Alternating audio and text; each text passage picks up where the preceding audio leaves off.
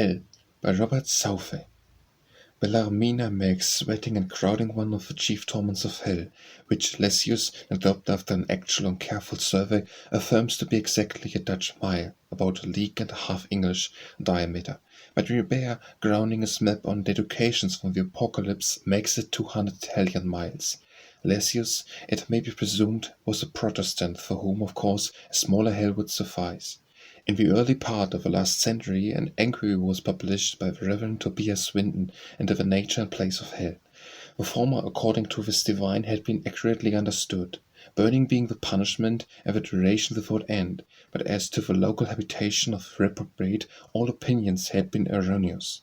Drexeluis had estimated the sum total of the damned at 100,000 million, all of whom, like Lessius, he calculated might be contained within a square German mile, and not stowed closer than in a Liverpool slave ship. But this appeared to the English Theologian a poor, mean, and narrow conception both of the numbers of the damned and of the dimensions of hell.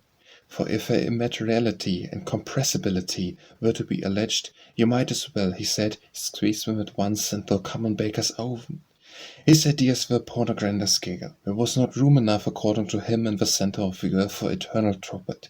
Burnet's absorbed sun, he thought, a much more noble idea of such a furnace of fire.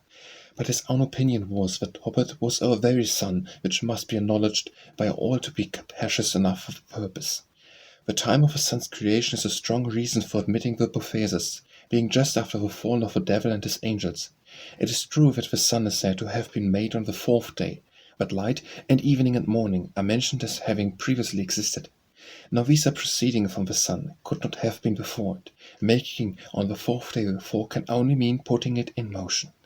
The darkness which is predicated of Tophet may at first, he admits, seem an objection, but it exists in the maculcæ, the spots of the sun, which may be deep caverns and dense, proper seats of the blackness of darkness.